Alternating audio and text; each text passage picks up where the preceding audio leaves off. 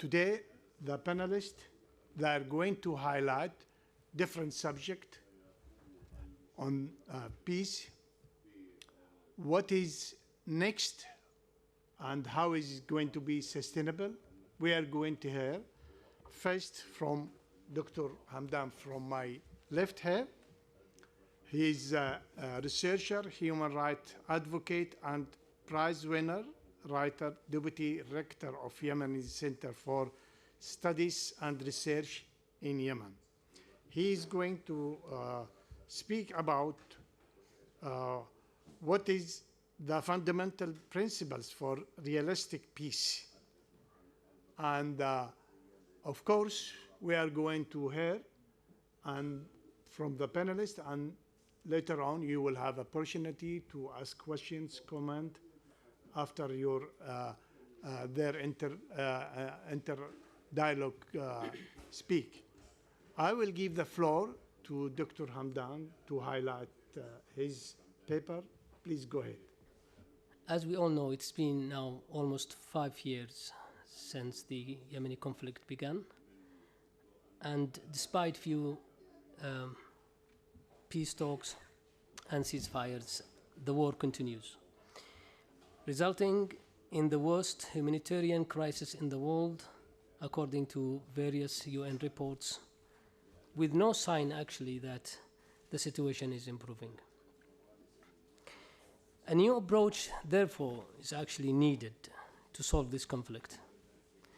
I believe this approach is based on several factors, including redefining the conflict, changing the policies of the international community and key players, which still view Yemen as a backyard for other nations, and more importantly, laying the groundwork for Yemenis to reach commonly agreed upon principles.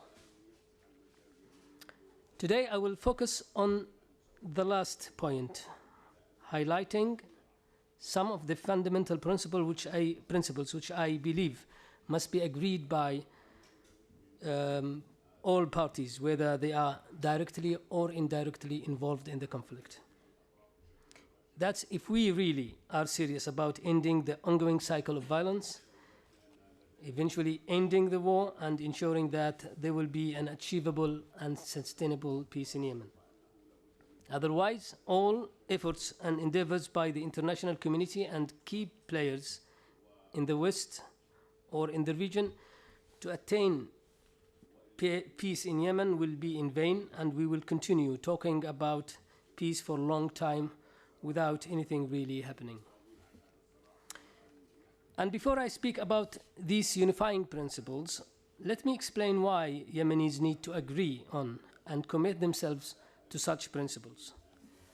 There are 3 reasons. The first is, without such principles, it will be extremely difficult to impose any type of long-term ceasefire.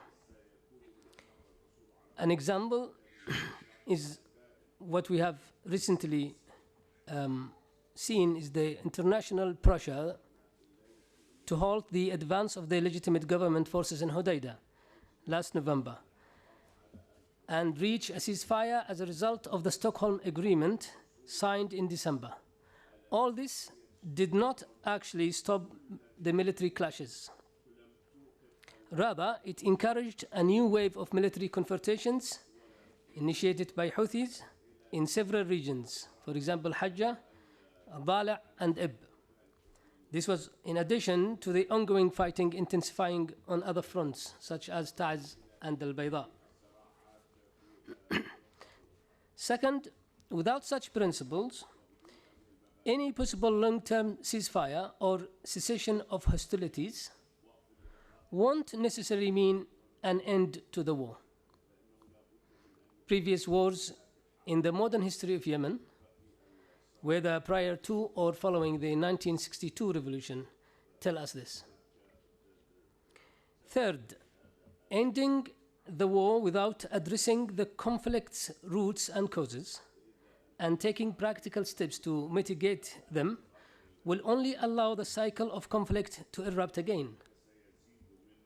even if there was a decisive victory by one side of the conflict, the problem could flare up at any time. For example, in 1994, there was an end to the war, but not an end to the problem. And because the problem was not solved, it resurfaced almost 8 years later. This can also be applied to what is known as the 6 wars between the Houthis and the Yemeni government, which took place between 2004 and 2009. So, in my view, there are 4 main fundamental principles in order to achieve a realistic peace in Yemen. First, abandoning violence and armed conflict as a means to take or share power or to obtain political or social demands or rights. Second, democracy and only democracy must be the basis of any future political systems, which must adhere to and committed to freedoms, human rights, socio-economic justice, and obviously equal citizenship. 3, the third principle is preserving the sovereignty and territorial integrity of the state as an immediate means to ensuring Yemen's stability and its people safety and security. The fourth principle is recognizing that alleviating the humanitarian crisis in Yemen is the #1 priority in the post-conflict reconstruction process. So these were the 4 fundamental principles that I thought Yemenis should agree before any realistic peace can be reached. And due to the time constraint, I will only focus on the 2 principles, namely the abandoning violence and armed conflicts as means to take or share power, and ensuring democracy as the only basis of any future political system in Yemen. This is the evaluating of the role of international community. This study was made through Google questionnaire. It was distributed through my network and shared with their networks. Within a short time, I received 91 answers. I didn't ask for the names or any, I left it because I want people to feel safe to talk. It was a very long questionnaire, so people who are committed to answered. And it was really important to say that some of the questions were written questions and people answered really long answers. I thank them for this. And this shows the commitment and the will of the people to evaluate and rethink how this conflict has been managed. So within the first question, I asked the people, how do you find the role of the international community and the UN? I got these answers. 90% said negative, the UN involvement, and 6% it was neutral and 4% positive. When the international community, 85% negative, 12% neutral, and 3% positive. I ask another question. Who is the most international envoy, UN envoy,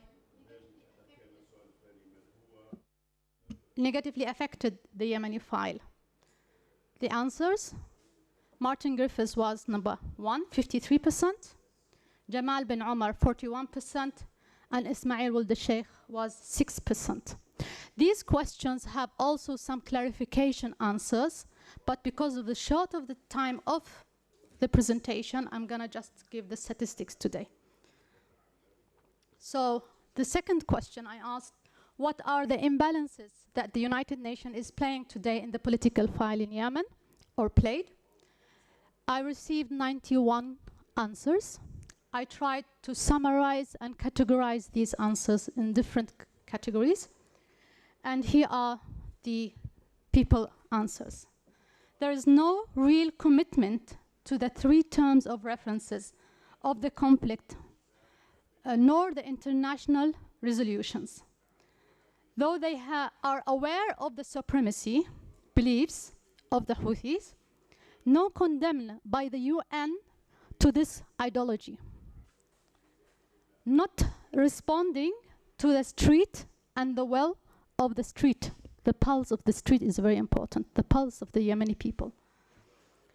Divided the Yemeni conflict and fragmented it to extend the war and so on. Lack of credibility. No adherence to 2216, where a military solution should be. I found these answers repeatedly. Lack of transparency. The envoy used only pressure tools towards the legitimate government. I found this. Non-neutral. The office of the envoy does not respect the legitimate government in depth. There are no pressure tools or lobbying mechanisms that the envoy can exercise on obstructing parties. Definition and terms used equalized rebels and government of all parties. And they call them conflict of all parties. The definition of the root of the conflict used by the United Nations is incorrect. Others, people said some other reasons. The envoy uses pressure tools only on the Houthis. This is one answer. And here are the statistics of these answers when I categorize them. Some of these answers are repeated, like they say, for example, there is a pressure on this and that, resolution 22. So this is this is the results. And you see more than 48% or something are problem. 71%, no real commitment to the three terms of reference. Is there any positive advantages of the UN?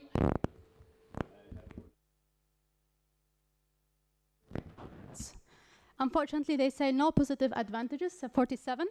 Mediation, 13%. And relief operations, 17%.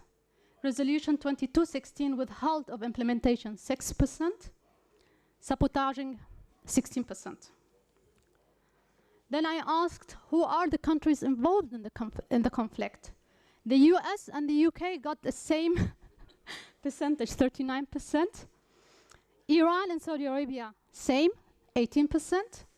And then the rest, UAE, 7%, Oman, 6%, Sweden, 2%, and Germany, 3%, Turkey, 30%, and so on. Qatar, 5%. Do you think that Saudi involvement is, what do you think about it? Negative, 62%, neutral, 8%, positive, 30%.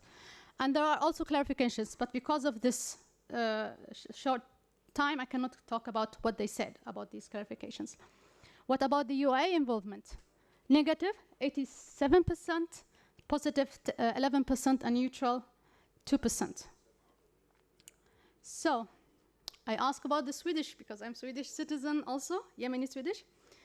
I found that 49% they think that Sweden has an influential role.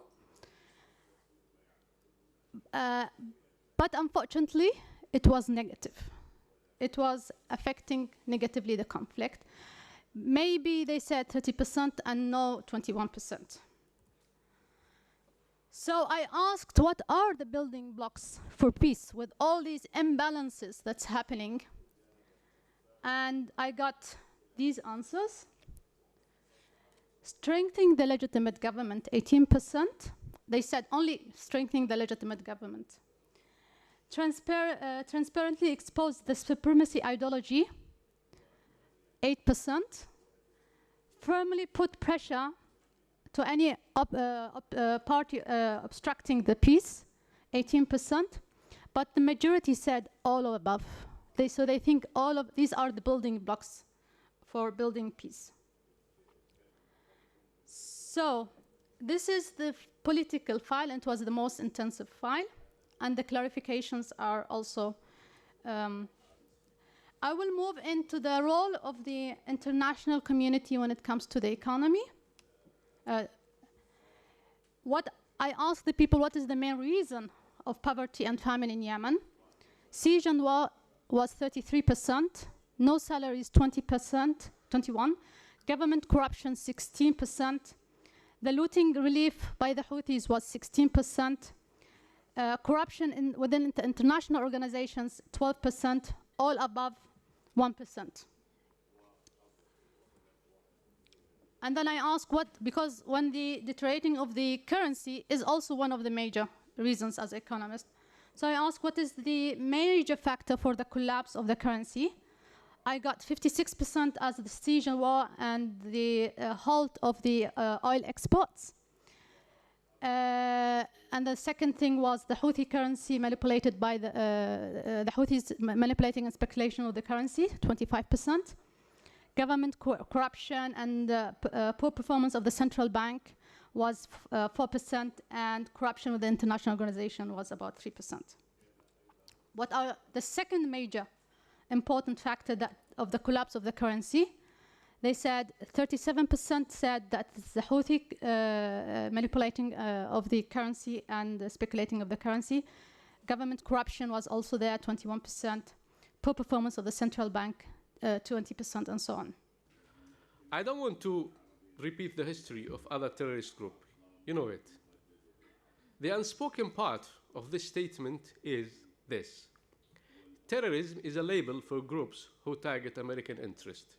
Doesn't matter if they kill their own co-citizens. That's very dangerous. Politics is the art of possible, and good politics is about making rational choices.